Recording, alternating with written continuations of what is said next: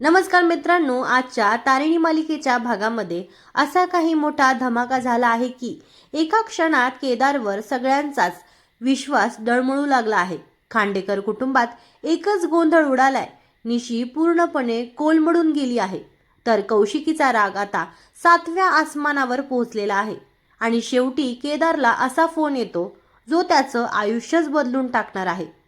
त्यामुळे हा रिव्ह्यू शेवटपर्यंत नक्की बघा. आणि जर तुम्हाला तारिणी मालिकेचे असेच रोजचे अपडेट्स पाहायचे असतील तर आपल्या चॅनलला सबस्क्राईब करा, व्हिडिओला लाईक करा आणि बेल आयकॉनही नक्की दाबा. आजच्या भागाची सुरुवात होते केदारपासून. केदार ऑफिसमध्ये एकटाच बसलेला असतो. त्याच्या चेहऱ्यावर प्रचंड तणाव दिसत असतो. तो डोक्याला हात लावून बसलेला असतो, कारण त्याच्या मनात सतत एकच गोष्ट फिरत असते. त्याला आठवतं कौशिकी ताईने आणि बाबांनी त्याच्यावर किती मोठा विश्वास ठेवला होता. बाबांनी त्याचा हात हातात घेऊन एकच विनंती केली होती, केदार, माझ्यावर एक उपकार कर. युवराज माझा मुलगा आहे आणि तूही माझ्यासाठीच मुलासारखाच आहेस. आज ही जबाबदारी तुलाच पार पाडावी लागणार आहे. हे शब्द केदारच्या कानात पुन्हा पुन्हा घुमत असतात. यानंतर त्याला लाईव्ह बुलेटिन मधला तो क्षण आठवतो. जामखंडेने अचानक स्टुडिओमध्ये येऊन जे काही बोललं, त्यानंतर घडलेला सगळा गोंधळ, आणि सर्वात मोठी गोष्ट म्हणजे युवराज आणि गुलाबचा एकमेकांशी संबंध असल्याच्या प्रश्नाला आपण थेट होकार दिला. ही गोष्ट केदारला आतून पोखरत असते. त्याच्या मनात एकच विचार असतो, माझ्याकडून खूप मोठी चूक झाली. ताईने माझ्यावर विश्वास ठेवला आणि मी तो विश्वास जपू शकलो नाही. केदार पूर्णपणे अपराधीपणाच्या भावनेत बुडालेला असतो. आता सीन थेट खांडेकरांच्या घरी जातो. घरातलं वातावरण पूर्णपणे तापलेलं असतं. पद्मिनीचा संताप अनावर झालेला असतो. ती दयानंद खांडेकर आणि कौशिकीला दोघांनाही जाब विचारायला सुरुवात करते. ती रागाने म्हणते, आता पुन्हा एकदा सिद्ध झालं, तुमच्याकडून काहीच होणार नाही. कौशिकी शांतपणे समजवण्याचा प्रयत्न करते, काकू हे सगळं अचानक घडलं. पण पद्मिनी तिचं एकही ऐकून घेत नाही. ती म्हणते, अचानक काहीच घडत नाही. तारिणीने आधीच युवराजच्या विरोधात बोललं होतं आणि आज केदारने संपूर्ण जगासमोर सांगितलं की माझा मुलाचा आणि गुलाबचा संबंध आहे. यानंतर ती आणखी संतापून म्हणते, आतापर्यंत लोक फक्त अंदाज लावत होते, पण आता आपल्या घरातलाच माणूस टीव्हीवर उभा राहून माझ्या मुलालाच गुन्हेगार ठरवतोय. हे ऐकून दयानंद खांडेकर मध्ये पडतात. ते शांतपणे म्हणतात, पद्मिनी, असं कोणीही स्पष्टपणे म्हणालेलं नाही. पण पद्मिनी अजिबात शांत होत नाही. मग ती दयानंद खांडेकरांना म्हणते, मग तुम्ही काय करताय? मी किती वेळा सांगितलं होतं, पण तुम्ही केदारवर डोळे झाकून विश्वास ठेवला. कौशिकी पुन्हा एकदा स्वतःची बाजू मांडते. काकू, मला याची कल्पनाही नव्हती. जामखंडे अचानक आला आणि सगळंच बदललं. पण पद्मिनीचं उत्तर आणखी कठोर होतं. जामखंडे फक्त निमित्त आहे. केदारच्या मनात जे होतं तेच तो बोलला. हे शब्द कौशिकीच्या मनाला जबर धक्का देतात.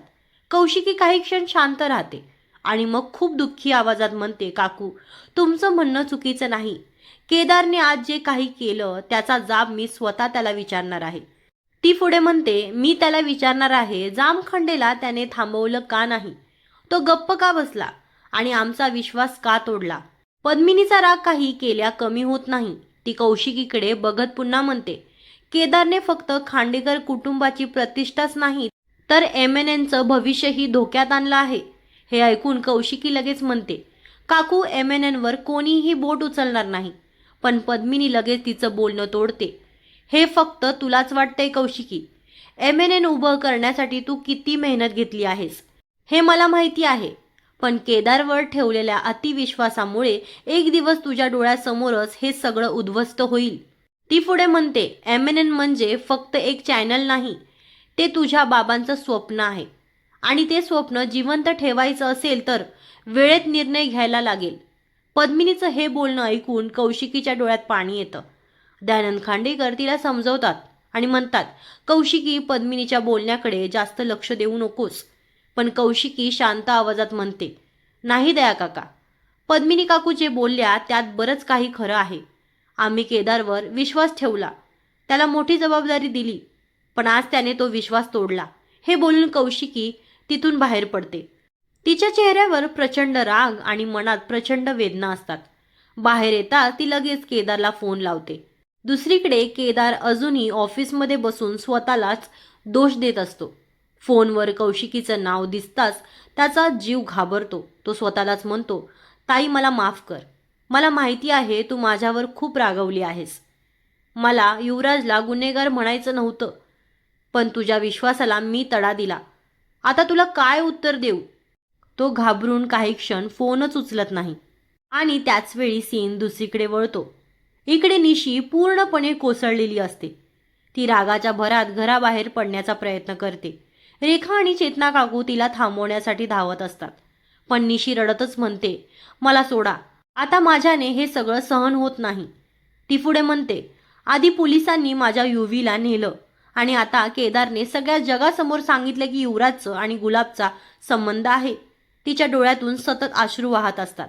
ती चेतना काकूंनाही सुनावते, आता सगळ्यांना वाटणार की माझा युवीज गुन्हेगार आहे. हेच तुम्हा सगळ्यांना हवं होतं ना? चेतना काकू तिला शांत करण्याचा प्रयत्न करतात. त्या म्हणतात, निशी, जामखंडेने संधी साधली, त्यानेच हा सगळा गोंधळ घातला. पण निशी लगेच उत्तर देते, जामखंडे फक्त निमित्त होतं. ज्याला जे करायचं होतं त्याने ते करून घेतलं. इतक्यात ईशाही निशीची बाजू घेते. ती म्हणते, निशी बरोबर बोलतेस.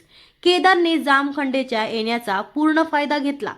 निशीचा राग आता आणखी वाढतो. ती म्हणते, केदारला सुरुवातीपासूनच माझा युवी डोळ्यात खुपत होता. कौशिकी ताई त्याचं कौतुक करत होत्या, म्हणूनच त्याने आज ही संधी साधली. रेखा तिला धीर देत म्हणते, काहीही झालं तरी आपण हार मानायची नाही. मी तुझ्यासोबत आहे. पण निशीचं मन काही शांत होत नाही. ती रडतच राहते आणि म्हणते, तू काय करणार आहेस? लोकांच्या घरी जाऊन जाऊन सांगणार आहेस का की माझा युवी गुन्हेगार नाही? ती पुढे म्हणते, आता सगळ्यांनाच तो गुन्हेगार वाटणारच. त्याचं आयुष्य उद्ध्वस्त होणार. हे ऐकून घरातलं वातावरण आणखी जड होतं. चेतना काकू, रेखा आणि ईशा तिघीही निशीला समजवण्याचा प्रयत्न करत असतात, पण निशीच्या डोळ्यासमोर फक्त एकच चेहरा असतो, युवराजचा. आणि तिच्या मनात फक्त एकच भीती असते, माझा युवी आता कधीच परत येणार नाही. इकडे निशीचं दुःख आता टोकाला पोहोचलेलं असतं. ती रडत रडत म्हणते, कोणीच माझ्या युवीला सोडवण्याचा प्रयत्न करत नाही. सगळ्यांनी त्याला एकटं सोडलंय. माझा युवी आता कधीच बाहेर येणार नाही आणि मी त्याच्याशिवाय जगू शकत नाही. हे बोलताच ती अचानक हातात चाकू घेते. घरातले सगळे घाबरून तिच्याकडे धाव घेतात. निशी रडत ओरडते, कोणी माझ्याजवळ येऊ नका, नाहीतर मी माझा हात कापून घेईन. हे ऐकताच रेखाच्या पायाखालची जमीनच सरकते. पण पुढच्या क्षणी रेखा स्वतःला सावरते. ती निशीच्या हातातून चाकू हिसकावते आणि भावनेच्या भरात म्हणते, मरायचंय ना तुला, मग मर. पण आधी एकदा विचार कर, जावई बापू घरी आले तर मी त्यांना काय सांगू? त्यांना काय सांगू की तुम्ही जेलमध्ये होता म्हणून माझ्या मुलीने आत्महत्या केली? हे ऐकता निशी आणखी जोरात रडायला लागते. ती आईच्या गळ्यात पडते आणि म्हणते, मम्मा, मला फक्त माझा युवी पाहिजे. मला माझा युवी परत आण. हा प्रसंग पाहून प्रत्येकाच्या डोळ्यात पाणी येतं. रेखा प्रेमाने तिच्या डोक्यावर हात फिरवत म्हणते, असं धीर सोडायचं नसतं बाळा. तूच तुटलीस तर युवराजसाठी लढणार कोण? थोड्या वेळाने चेतना काकू आणि ईशा बाहेर येतात. चेतना काकू काळजीने म्हणतात, एकीकडे निशीची ही अवस्था आणि दुसरीकडे केदारची काळजी वाटतीये आणि युवराज तर आधीच जेलमध्ये आहे. या घरात नेमकं काय झालं आहे? पण ईशा पुन्हा केदारवर आरोप करते आणि म्हणते, मम्मा, केदारवर असाच विश्वास ठेवला तर एक दिवस संपूर्ण खांडेकर कुटुंब उद्ध्वस्त होईल. दुसरीकडे तारिणी सतत केदारला फोन करण्याचा प्रयत्न करत असते, पण त्याचा फोन लागतच नसतो. टेक्नो म्हणतो, मॅडम, MNN ऑफिसमध्ये फोन करून बघूया का? तारिणी लगेच नकार देते, नको, त्यामुळे अजून गोंधळ वाढेल. फातिमा काळजीने म्हणते, केडी सरांवर खूप मोठा ताण आला असेल. कमांडरही म्हणतो, एकीकडे गुन्हेगार, दुसरीकडे स्वतःचं कुटुंब आणि मध्ये जामखंडे, कोणाचंही डोकं फिरलं असतं. तारिणी शांतपणे म्हणते, कौशिकीताई आणि बाबांनी केदारवर विश्वास ठेवला होता. त्याने दोन्ही बाजू सांभाळायचा प्रयत्न केला, पण जामखंडेने सगळा खेळ बिघडवला. त्यानंतर कत्री एक महत्त्वाची गोष्ट बोलतो, आता घरच्यांना वाटणार की हे सगळं केडी सरांनी मुद्दाम केलं. हे ऐकून तारिणी लगेच म्हणते, मलाही तसंच वाटतंय. घरात सगळे त्याच्यावर रागवले असतील. मला आत्ताच त्याच्यासोबत असायला हवं. असं म्हणत ती तिथून लगेच निघून जाते. दुसरीकडे खांडेकरांच्या घरी पुन्हा वाद सुरूच असतो. चेतना काकू आणि ईशा बोलत असताना पद्मिनी त्यांचं सगळं बोलणं ऐकते. ती समोर येऊन म्हणते, माझ्या तोंडावर बोला, काय बोलायचं आहे ते बोला. चेतना काकू गोंधळून जातात. त्या म्हणतात, वहिनी, आमचा तसा काही अर्थ नव्हता. पण पद्मिनी काही ऐकून घेत नाही. ती पुन्हा ठामपणे म्हणते, केदारने आधीच माझ्या मुलाला गुन्हेगार ठरवलं. आता बाकीच्यांनीही तेच करायचं बाकी आहे. चेतना काकूंच्या डोळ्यात पाणी येतं. पण त्या भाऊ कोण म्हणतात, युवराज घरात असो किंवा जेलमध्ये, तो माझ्यासाठी मुलासारखाच आहे. पण पद्मिनीचा निर्धार अजिबात कमी झालेला नसतो. ती ठामपणे म्हणते, संपूर्ण जग माझ्या युवराजच्या विरोधात गेलं तरी मी माझ्या मुलाच्या पाठीशी उभी राहणार. काहीही झालं तरी मी त्याला परत या घरात आणणार. आता सिंथेट जेलमध्ये जातो. जे जे मॅडम युवराज समोर उभ्या असतात. त्या टोमणा मारत म्हणतात, मऊ गादीवर झोपणाऱ्या युवराज खांडेकरला आता या लॉकअपची सवय करून घ्यावी लागेल. युवराजही मागे हटत नाही. तो आत्मविश्वासाने म्हणतो, स्वप्न पाहणं चांगलं असतं, पण आता तुम्ही जागे व्हा. युवराज खांडेकर इथून नक्की बाहेर पडणार. पण जे जे मॅडम मोठ्याने हसतात. त्या म्हणतात, तुला कोण सोडवणार, कौशिकी की दयानंद खांडेकर? युवराज काही बोलत नाही. मग जे जे मॅडम आणखी एक मोठा धक्का देतात.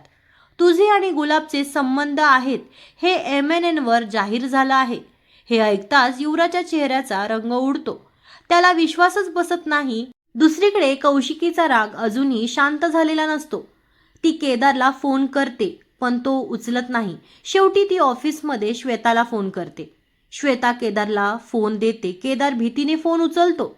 तो काही बोलणार इतक्यात कौशिकी संतापून म्हणते, तुला समजतंय का तू काय केलं आहेस?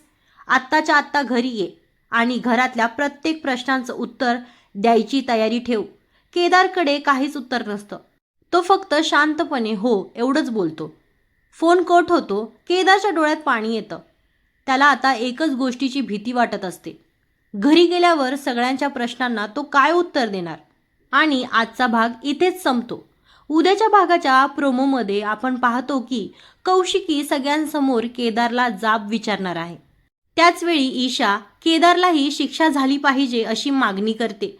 पण तेवढ्यात तारिणी घरात येते आणि म्हणते, शिक्षा देण्याआधी एकदा तरी त्याची बाजू ऐका. आता खरंच कौशिकी केदारचं म्हणणं ऐकेल का, की त्याच्यावर कठोर निर्णय घेईल?